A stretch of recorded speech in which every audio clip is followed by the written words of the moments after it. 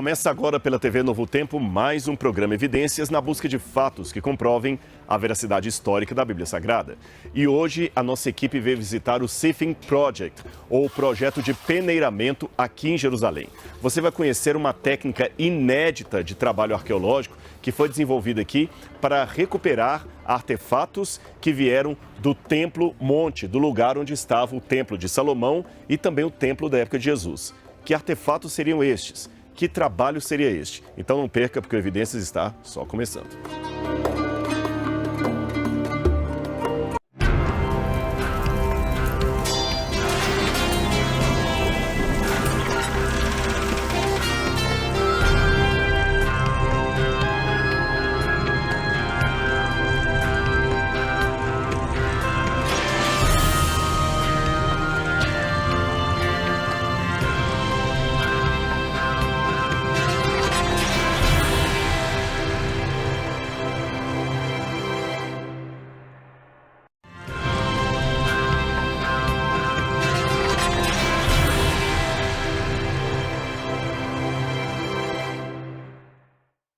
De volta com o programa Evidências, mas eu não posso começar o assunto de hoje sem primeiro oferecer para você gratuitamente o nosso guia de estudos Evidências, que chegará gratuitamente em sua casa em qualquer lugar do Brasil.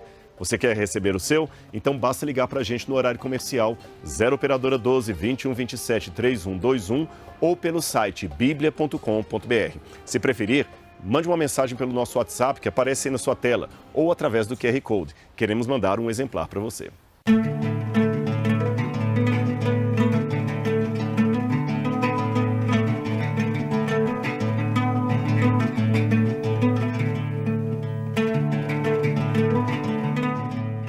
Bom, para começar então o nosso assunto hoje, eu vou explicar para você onde eu estou, quem são essas pessoas ali atrás e como isto vai ter relação direta com a arqueologia.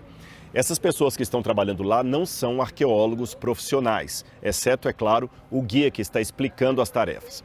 O Sifin Project, ou Projeto do Peneiramento, como nós diríamos em português, proporciona a visitantes, alunos, curiosos, interessados, enfim, a oportunidade de uma experiência junto à arqueologia por um dia. Quando eu dei um curso de arqueologia junto com o Instituto Moriá Center, aqui de Jerusalém, nós pudemos trazer alguns alunos brasileiros que também tiveram esta experiência e você, quem sabe, algum dia pode vir para cá também. Esse projeto, ele começou, na verdade, a partir de um movimento arquitetônico do ano de 1999. Mas para explicar essa história, eu tenho que contar para você um pouquinho da geografia de Jerusalém. Ou relembrar, porque nós já mostramos Jerusalém no primeiro programa dessa série. Aqui você tem uma ideia de como seria Jerusalém na época do templo. Aqui você tinha a esplanada, com todos os muros de arrimo que segurariam a base do templo.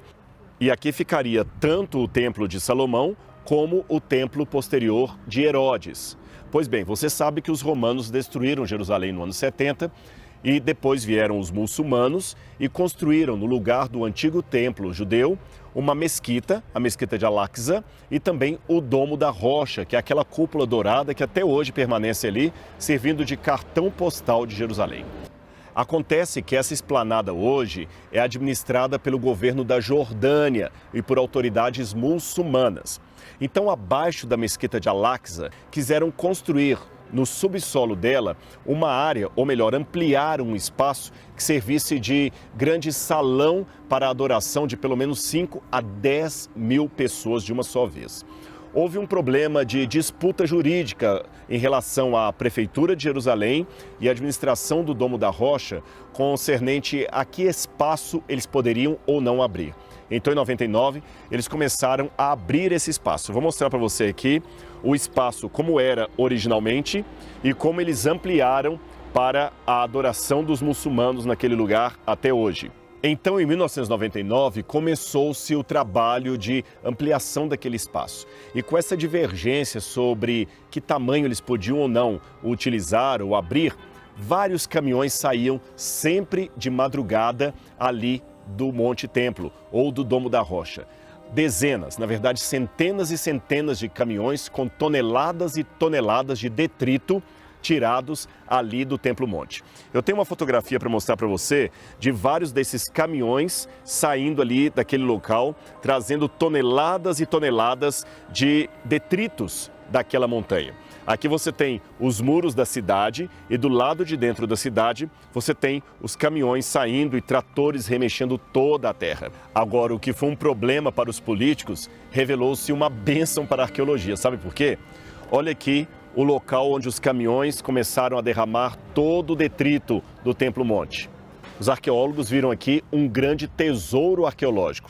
E mais ou menos uns 4 ou 5 anos depois, começou-se o processo de peneiramento desse material, encontrando verdadeiras preciosidades da arqueologia em relação à história de Jerusalém. Quer um exemplo?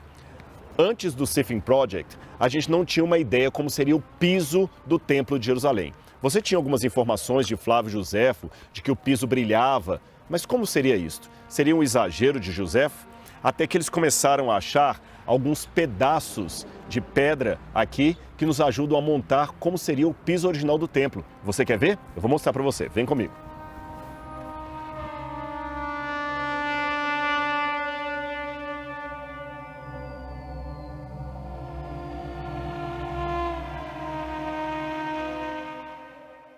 Antes do projeto de peneiramento, seria impossível saber como seria o piso original do templo na época de Herodes.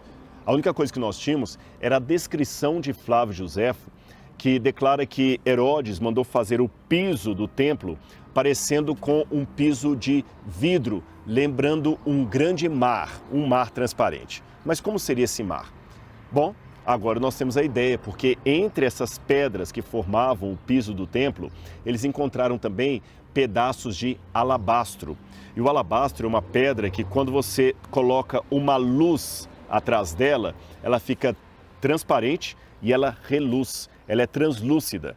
E realmente parece um grande mar de vidro, confirmando aquilo que Flávio Josefo havia escrito. Aliás, falando em piso do templo, lembrando um mar de vidro que brilha, isto me faz também recordar o texto do Apocalipse, em que João, na sua visão profética do céu, vê os remidos diante do trono de Deus, todos em pé sobre o grande mar de vidro, o mar transparente. Isto é formidável, isto é fantástico, nos ajuda a ter uma ideia de que imagens estariam por detrás das expressões, do cenário bíblico e até mesmo dos escritos proféticos. E além desse piso, nós temos também aqui esta coluna que foi encontrada. Então você vê que eles encontravam coisas grandes. Esta coluna estava no Templo de Jerusalém. Provavelmente, pelo seu formato dórico, esta coluna é de um tempo anterior ao rei Herodes.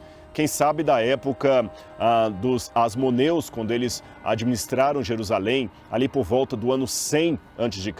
Em outras palavras, quando Jesus visitou o Templo de Jerusalém, essas colunas estavam lá.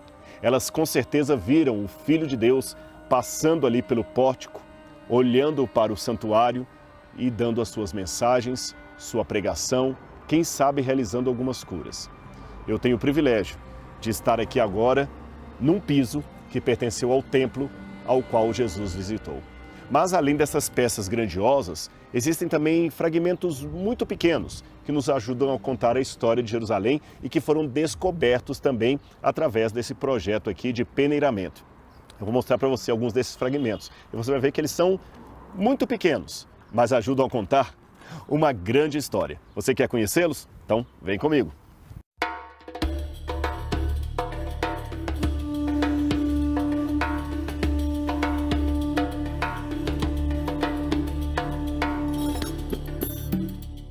Bom, agora eu vou mostrar para vocês algumas das peças, ou melhor, dos artefatos que eles encontram aqui, e você já vê que tem que ter realmente um olho de lince para você conseguir verificar no meio da pedra, de todo ali, da terra que vem, elementos às vezes muito pequenos, mas que nos ajudam a contar uma história grandiosa.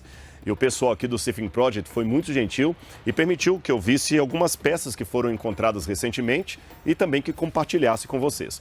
A dificuldade aqui é porque na arqueologia você tem estratos de ocupação. Então você pode falar que algo, por exemplo, da Era do Bronze, da Era do Ferro, do período persa, do período helenístico, do período romano ou do período bizantino. Porém, imagine que numa estratigrafia, numa escavação regular, você tem tudo isso em etapas, em camadas de assentamento. Porém, o que encontramos aqui é tudo misturado. Então, algumas peças a gente consegue saber de que período é pelo formato dela. Seria mais ou menos como a marca de carro. Quem entende bastante de automóveis pode ver um carro e falar, bom, esse aí é um Passat 1977. Que ele conhece dos carros da Volkswagen e fala que pelo formato, pelo estilo do Passat, ele sabe qual a marca e qual o ano, o modelo de fabricação. Também nós podemos, pelo modelo de algumas cerâmicas, dizer se aquele pote é romano, se ele é helenístico, se ele é bizantino. Agora, outros não são diagnosticáveis. Então, algumas coisas nós sabemos que são do período romano, outras são até anteriores ao período romano, portanto, anteriores ao rei Herodes, e outras nós temos algumas dúvidas. Então vamos lá, conhecer uma por uma. Aqui você tem, por exemplo, um prego que foi encontrado aqui nos escombros e você vê que é um prego romano. Foram pregos similares a estes que os romanos usavam, por exemplo, para crucificar pessoas. Agora, até o período bizantino, ainda usavam esses tipos de pregos romanos. Você vê que é um prego bem preservado, que foi encontrado em meio aos detritos que foram tirados lá do Templo Monte. Um prego que conta um pouco da história romana que havia aqui. Vou mostrar outra coisa para você. Você tem também aqui algo muito curioso que já é um tipo de cerâmica. Isso aqui já é do período otomano. Aqui você tem uma noção como é que eles colocavam o reboco nas paredes ou no piso já na época do Império Otomano. Só para você ter uma noção, o Império Otomano tomou conta de Jerusalém a partir de 1517 até 1917. Então, eu estou falando do século XVI ao século XX. Então, eu tenho, portanto, juntos, na mesma quantidade, no mesmo pacote de detritos, um prego do primeiro século e um objeto que pode ser do século XVI, misturados ali. Além disso, nós temos outras indicações curiosas aqui. Vamos ver. Você tem uma fivela de cinto, uma fivela que pode ser do período romano ou do período bizantino, para prender algum cinto de algum cavalheiro que veio aqui. Aliás, eu estou falando muito em período bizantino e talvez você esteja se perguntando que período é esse. Para você entender, período bizantino é aquele período que vai do quarto ao 7º século depois de Cristo. Ele tem esse nome porque Constantino, quando assumiu o governo de Roma, ele queria transferir a capital do Império de Roma para a cidade de Bizâncio, que depois ele modificou o nome para Constantinopla, em homenagem a si mesmo.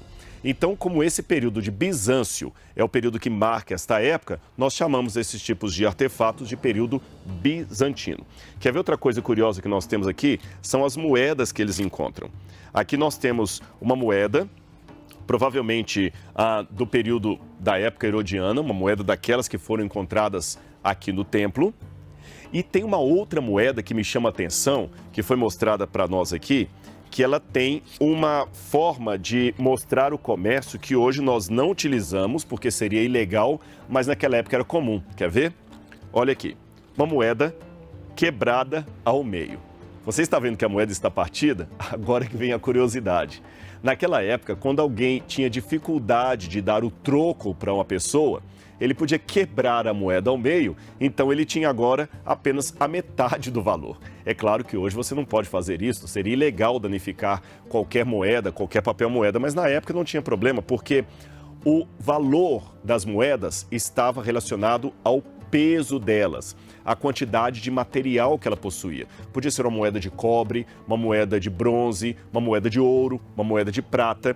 Por isso que as moedas no passado tinham o nome de peso, porque realmente era o peso do seu material que valia. Aliás, não é por menos que até hoje o nome da moeda de Israel é shekel. Shekel é um nome que vem do hebraico antigo, ele aparece na Bíblia Sagrada como sendo o shekel do templo, porque realmente shekel significa peso, exatamente assim, simples, desse jeito. Tem uma outra moeda que eu quero ver se eu encontro aqui, para mostrar para vocês. É fantástico, pessoal, porque eu estou pegando uma história muito antiga. Olha esta moeda pequena que vocês estão vendo aqui. Olha essa moeda, ela é do período de Herodes. Esta moeda aqui é o famoso óbolo da viúva, o lepton. Você se lembra que Jesus certa vez estava no templo e viu os ricos colocando muitas moedas ali no gasofilácio e de repente apareceu no meio de todos uma mulher viúva, de acordo com a Bíblia, que colocou 2 moedinhas ali no cofre do templo. E Jesus olhou aquela cena e falou para os discípulos: olha, esta mulher deu uma oferta maior do que todos os outros, porque eles davam do que lhes sobrava. Ela, porém, deu tudo que possuía.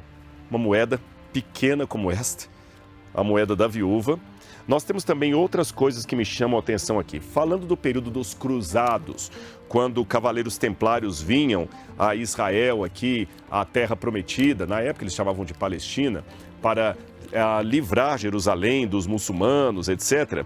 Muitos cruzados estiveram aqui. E um deles possivelmente fez o que talvez seria uma cruz cristã. Está vendo? Um fragmento. Talvez seria um pingente de uma cruz do período das cruzadas. Então aqui eu já estou falando da Idade Média. Você está notando como fragmentos tão pequenos nos ajudam a contar uma história tão importante? E a minha emoção aqui é que eu estou podendo pegar elementos de 2000 anos e mostrar uma história para você. Olha isso aqui, por exemplo.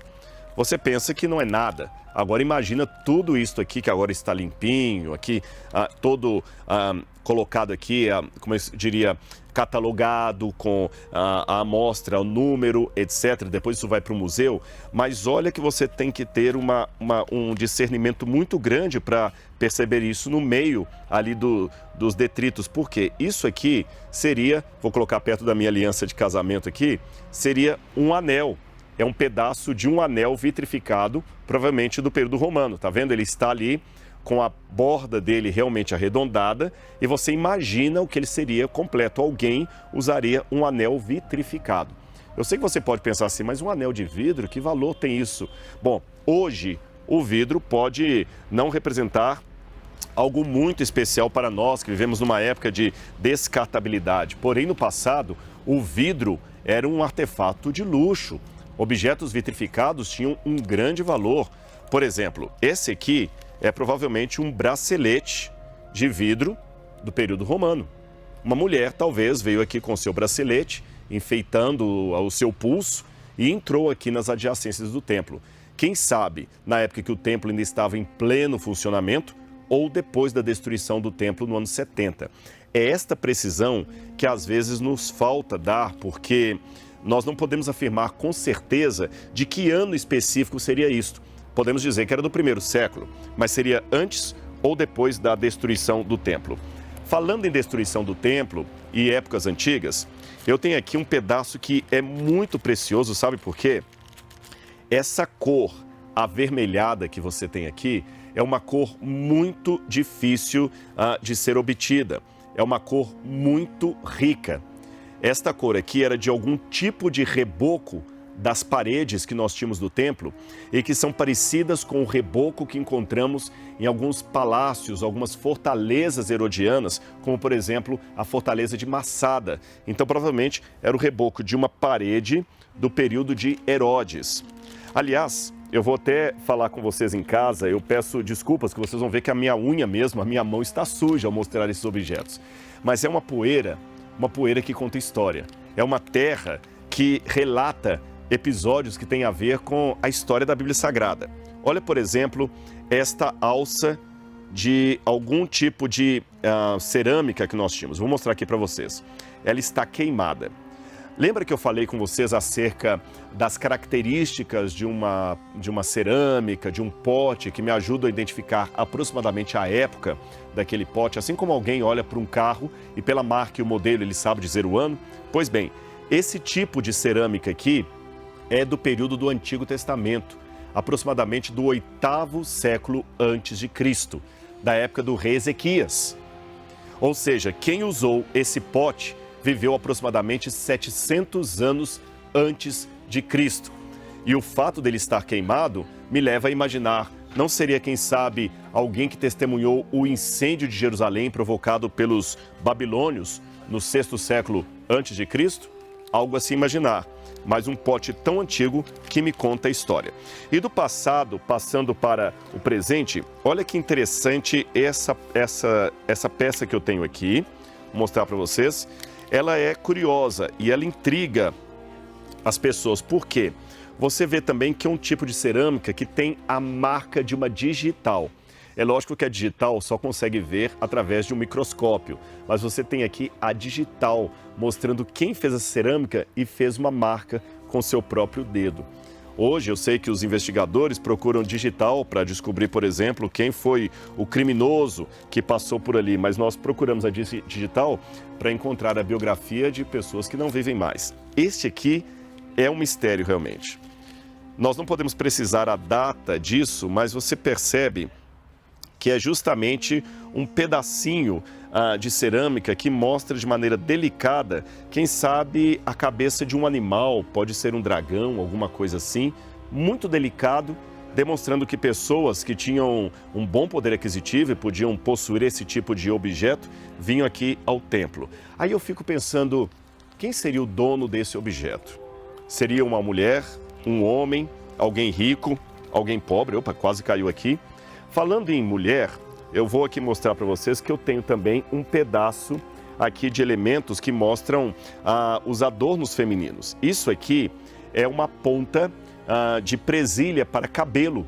Isso aqui, se fosse comprido, você veria assim, estou mostrando no plástico, as mulheres usavam para prender o seu cabelo. Na época bíblica, uma das grandes marcas da sensualidade, da beleza feminina, era o cabelo. Então elas usavam essas presilhas para colocar aqui no cabelo. Quem sabe alguma mulher de Judá ou da Galileia que veio aqui. Além disso, eu tenho também, esse aqui é outro elemento muito legal de mostrar.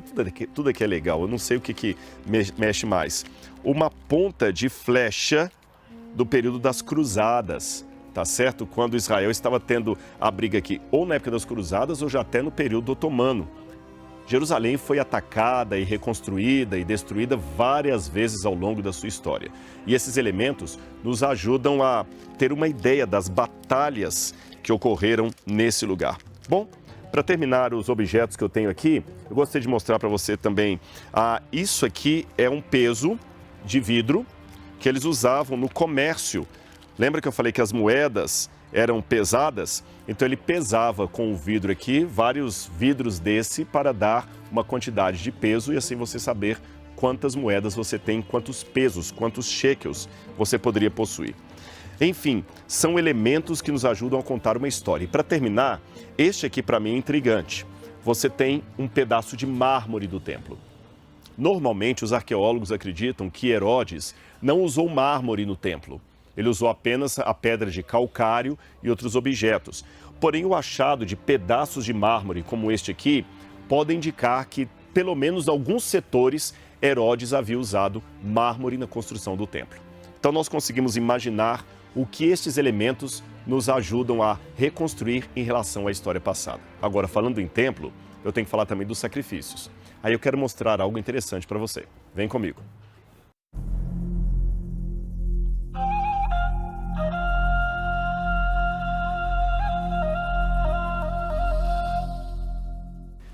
Então, como eu falei com vocês, agora nós vamos ver alguns ossos. Eu mudei de lugar aqui. Você já vai ouvir até o barulho das pessoas trabalhando, porque aqui é uma oficina, agora nós podemos dizer assim. E esse método que foi criado de peneiramento, ele é específico para esse monturo de antiguidades que foram encontradas. Na verdade, o peneiramento faz parte do método regular de arqueologia, mas ele aqui foi adaptado. Então você tem esses tanques de metal que você está vendo aqui embaixo, a peneira em cima, eles trazem todo o detrito, jogam aqui e com uma mangueira d'água, eles começam a lavar todo o ambiente e aí é lógico que o barro, a sujeira vai saindo e começa o processo de separar todos aqueles minúsculos artefatos que nos ajudam a contar a história da Bíblia. Aqui eles separaram. Aqui nós temos pedras, reboco, por exemplo, metais foram colocados do lado de cá. Aqui você tem pedaços de piso e mosaico. Você tem, por exemplo, aqui pedaços de vidro. Veja bem, um vidro moderno e um vidro romano. Então tem que ter um olho atento para saber diferenciar um do outro. Um vidro do século 20 ou 21 e um vidro do primeiro século de nossa era. 1900 anos separam um elemento do outro. E já que eu mencionei antes de vir para cá sobre os animais, é interessante que encontra-se aqui muitos ossos de animais e alguns ossos mostrando marcas de queimado. Nós não podemos afirmar com certeza absoluta, mas considerando que o templo era um lugar de sacrifício, por que não imaginar que esses ossos poderiam ser ossos de ovelhas e outros animais que foram sacrificados ao Senhor no templo de Jerusalém? Enfim, quando nós pegamos toda essa poeira, toda essa pedra, todos esses detritos, eu não posso deixar de me lembrar de uma passagem bíblica que resume muito bem o trabalho aqui do Sifin Project. Eu estou fazendo referência ao Salmo 102, que diz o seguinte: Tu, porém, Senhor, permaneces para sempre, e a memória do teu nome de geração em geração.